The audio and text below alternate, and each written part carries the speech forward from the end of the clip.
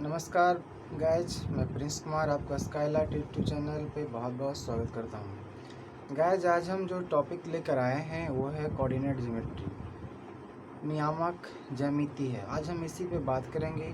Coordinate geometry का जो प्रारंभ होता है, पढ़ाई शुरुआत होती है, वो 9th क्लास में स्टार्ट हो जाता है और 12th तक चलता है। तो हम आज 9th क्लास से स्टार्ट करेंगे और 12th तक चलेंगे। इसमें हमारा 10 और 11th भी आ जाएगा। तो आज हम फंडामेंटल्स की चीज़ों के बारे में बात करेंगे, फंडामेंटल चीज़ों को देखेंगे और उसके बाद हम आप आगे ले चलेंगे। तो गाइस, सबसे पहला क्वेश्चन तो यही क्रिएट होता है कि व्हाट इज कोऑर्डिनेट ज्योमेट्री, है ना। ये नियामक ज्यामिति क्या है, कोऑर्डिनेट ज्योमेट्री क्या होता है, होता क्या है। देखिए, आप ज्योमेट्री पढ़े होंगे, एक आप ज्योमेट्री पढ़ेंगे, ज्यामिति पढ़े होंगे। ज्यामिति में जनरली होता क्या है कि जो एलजेब्रा है, बीजगणित है, उनके नियमों का हाँ प्रयोग किया जाता है। एलजेब्रा में जो एलजेब्रा का नियम है, एलजेब्रा का जो फार्मूला है, उन नियमों का प्रयोग जो है बीजगणित में किया जाता है। लेकिन ये जो कोऑर्डिनेट है उससे बिल्कुल अलग है, अलग थोड़ा अलग है। देखिए अलग क्या है। जैसे अगर हम आपको कहें कि एक पॉइंट लीजिए, या कोई भी कहे, अगर आपको कोई कहे कि एक पॉइंट लीजिए और उस पॉइंट का जगह बताइए कि पॉइंट का जगह क्या है। वो जो पॉइंट है उस पॉइंट का जगह क्या है। जैसे मान लीजिए कि मैंने एक पॉइंट लिया है ना, अब इसका लोकेशन बताना है ना, इसका एक लोकेशन बताना है। इस पॉइंट को हम ए कहते हैं। इस पॉइंट को अगर ये नाम दिया गया और हमें ये बताना है कि इसका लोकेशन क्या है, तो how to find the location of this point.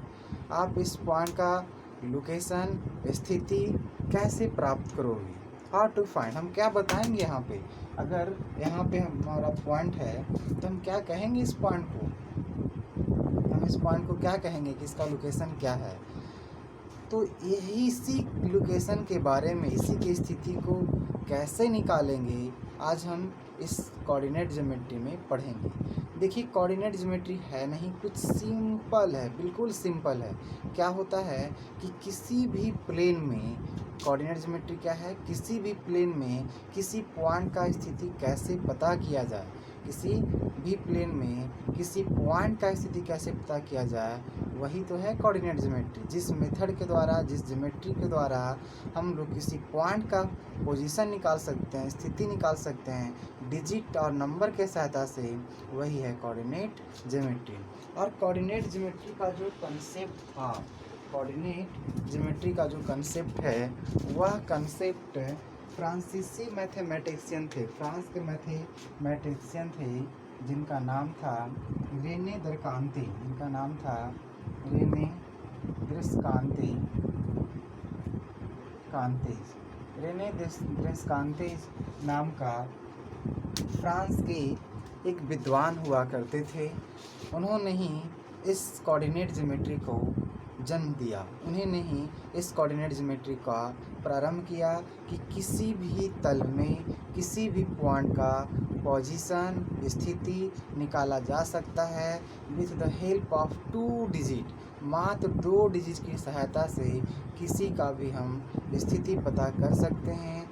यह कहा गया रेने दृष्कांते साहब के द्वारा, जो फ्रांस के गणितज्ञ थे। इसलिए गाइस, कोऑर्डिनेट ज्योमेट्री का फादर रेने दृष्कांतेज को भी कहा जाता है। अब कैसे इन्होंने निकाल लिया, अब इसके बारे में देखिए हम जानते हैं, तो आपको बातें तो समझ में आ गया होगा कि कोऑर्डिनेट ज्योमेट्री क्या है। कोऑर्डिनेट ज्योमेट्री वह ज्योमेट्री है जिसमें किसी भी तल में, कोई भी जो प्लेन में किसी पॉइंट का स्थिति कैसे मालूम किया जाएगा, किसी तल में किसी पॉइंट का स्थिति जिस मेथड के द्वारा निकाला जाएगा, that is coordinate geometry. And the father of coordinate geometry is known as francisian mathematics Rene Descartes. France के मैथमेटिक्स थे रेने दरकांते ने इनको इस नियम का, इस पद्धति का खोज किया था, मतलब कि नियामक ज्यामिति के वह फादर के रूप में जाने जाते हैं। गाइस, इसने एक बहुत सिंपल सा कंसेप्ट दिया, और वो जो कंसेप्ट था जिसको कार्टेशियन ज्योमेट्री भी कहा जाता है, कार्टेशियन ज्योमेट्री के रूप में आता है। और उसने बहुत सिंपल तरीका बताया कि करना कुछ नहीं है, 2 एक्सिस लिए इन्होंने बहुत सबसे लोकप्रिय पद्धति है। किसी भी पोजीशन है, किसी भी पॉइंट का अगर पोजीशन निकालना है, स्थिति निकालना है, तो उन्होंने एक बहुत ही लोकप्रिय, चर्चित और इम्पॉर्टेंट सिंपल थ्योरी दिया, जिसे कोऑर्डिनेट कार्टेशियन या कार्टेशियन के नाम से जानते हैं। और वो देखिए इन्होंने क्या कहा कि अगर किसी भी पॉइंट का स्थिति मालूम करना है तो 2 एक्सिस लेंगे, 2 अक्ष लेंगे। इसमें से इसका नाम है एक्स और एक्स डैश, वाई, और ये आपका हो गया वाई डैश।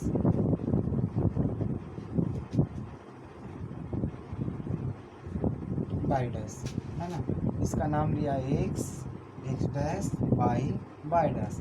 जहाँ पे कटता है उसको वो कहा गया O4 ऑरिजिन।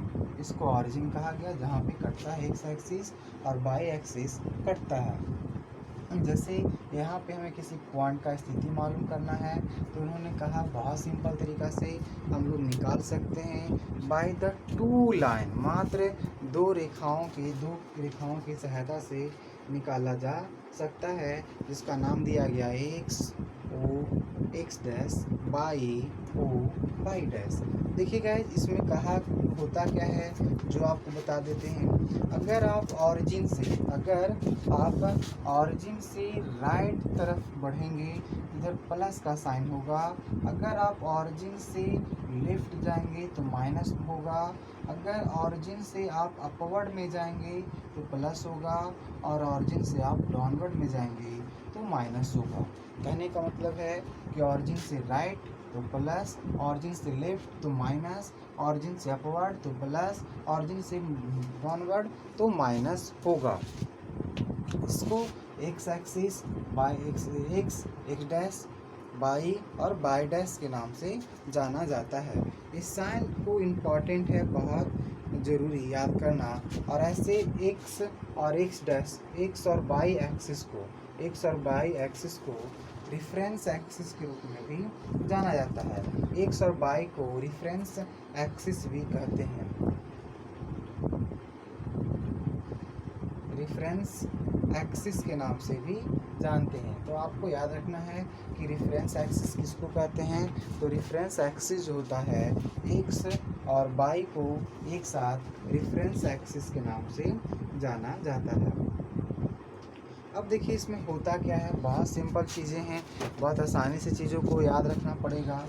और देखिए गाइस, सबसे पहले क्या है कि एक्स के वैल्यू लिखा जाता है। सबसे पहले एक्स का वैल्यू लिखा जाएगा। मान लीजिए कि 2,3 लिखा हुआ है, 2,3 लिखा हुआ है, तो यहाँ पर जो एक्स का वैल्यू आपका 2 है और वाई का जो वैल्यू है वह 3 है। एक्स का वैल्यू 2 है और वाई का वैल्यू 3 है।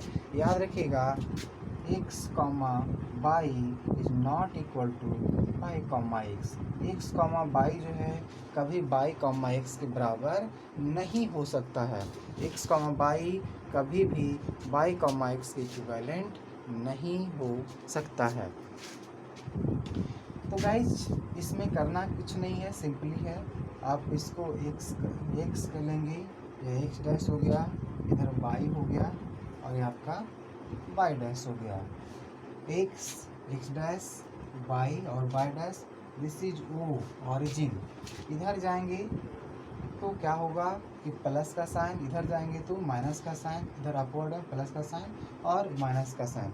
आप देख रहे हैं कि जब एक्स एक्सिस और वाई एक्सिस एक दूसरे को काटता है तो 4 पार्ट्स का निर्माण होता है।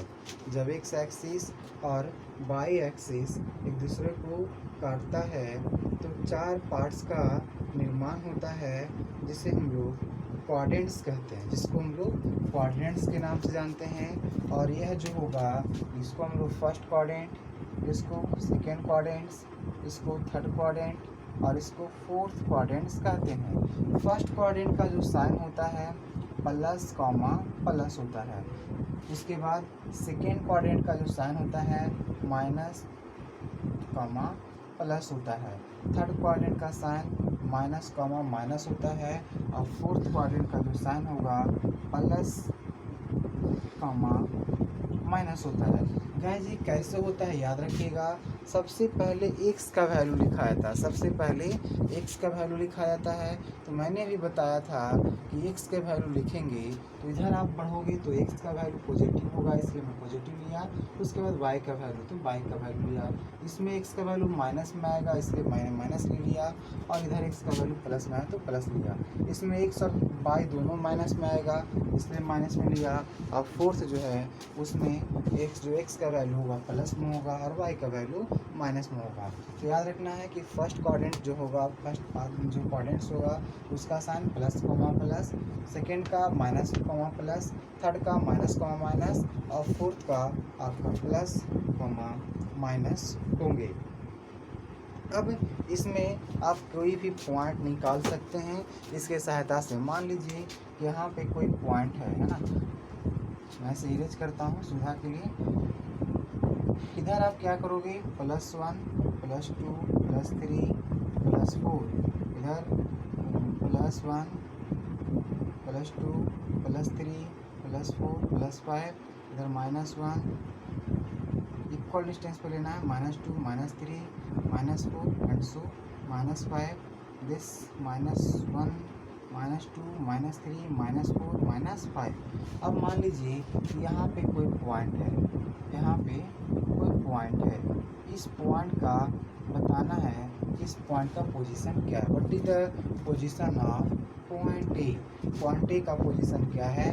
गाइज जरा ध्यान से देखिए, अगर यहाँ तक हमें पहुँचना है तो हम इस वे का प्रयोग करेंगे। तो यहाँ पे x का वैल्यू 3 और एक y का वैल्यू 4, मतलब इस पॉइंट का जो पोजीशन है 3,4 है। और फ्रांस के जो विद्वान थे रेनेंद्र कांति साहब ने तो भी यही कहा था कि अगर दो पॉइंट के बीच डिस्टेंस निकालना है, दो पॉइंट का लोकेशन निकालना है, किसी पॉइंट का लोकेशन निकालना है तो हम प्लेन में निकाल सकते हैं विथ दो डिजिट के द्वारा। और इसका जो है पोजीशन निकल गया, इसका स्थिति निकल गया। और अब क्या होगा, आप कोई स्थिति निकाला जा सकता है, कहीं भी निकाल सकते हैं। अगर कोई पॉइंट यहाँ पे है, यहाँ भी इसमें है, तो इसका जो है कोऑर्डिनेट क्या हो जाएगा, मान लीजिए कि यहाँ है तो इसका कोऑर्डिनेट हो जाएगा -3,3 हो जाएगा, क्योंकि इस तरह से जाएगा -3,3 हो जाएगा। गाइस आप ये दोनों के डिस्टेंस, मान लीजिए कि b हो गया और ये हो गया, आप ये दोनों का डिस्टेंस भी निकाल सकते हैं एक by the formula known as distance formula. एक फार्मूला के द्वारा जिसके दोनों के बीच में क्या डिस्टेंस होगा, यहाँ से यहाँ का क्या डिस्टेंस है, ए और बी के बीच में क्या डिस्टेंस है, आप इस डिस्टेंस को भी निकाल सकते हैं, जिसको डिस्टेंस फार्मूला के नाम से जानते हैं। क्लास 9 में सिर्फ यही पहचानना होता है कि फर्स्ट क्वाड्रेंट का क्या साइन होगा, सेकेंड क्वाड्रेंट का साइन क्या होगा, थर्ड क्वाड्रेंट का साइन क्या होगा, फोर्थ का कहाँ होगा। क्या होता है कि कुछ क्वेश्चन दिए जाते हैं और पूछा जाता है कि किस क्वाड्रेंट का में जाएगा, तो सिंपली इतना में आप निकाल लेंगे। अब जो हम आपको बताने जा रहे हैं, यहाँ से क्लास 10th का लेवल शुरू हो जाता है। और क्लास 10th में पहला है डिस्टेंस फार्मूला। ये डिस्टेंस फार्मूला क्या होता है, नाम से पता चला डिस्टेंस है। डिस्टेंस फार्मूला का मतलब हुआ कि वह फार्मूला जिसके द्वारा हम दो पॉइंट के बीच का दूरी निकाल सकते हैं, दैट इज डिस्टेंस पॉइंट। जैसे यहाँ पे आपका ए है, यहाँ पे आपका ए और बी, ए और बी के बीच में अगर हमें डिस्टेंस निकालना है तो उसके लिए हम डिस्टेंस फार्मूला का यूज करेंगे। देखिए डिस्टेंस फार्मूला का यूज कैसे किया जाता है उसके बारे में हम आपको बताएंगे। इतना में क्लास 9 का प्रॉब्लम सॉल्व हो जाएगा, बहुत इजीली है। कभी कभी आपको जो है ग्राफ प्लॉट करना पड़ेगा, तो आप ग्राफ प्लॉट करने के लिए बिल्कुल इसी तरह से यूनिट का प्रयोग करेंगे। कभी कभी आपको ग्राफ प्लॉट किया हुआ रहेगा और पूछेगा लोकेशन, तो आप जनरली इसको इसी मेथड से आप सॉल्व करेंगे। अब हम लोग देखेंगे distance formula. What is distance formula.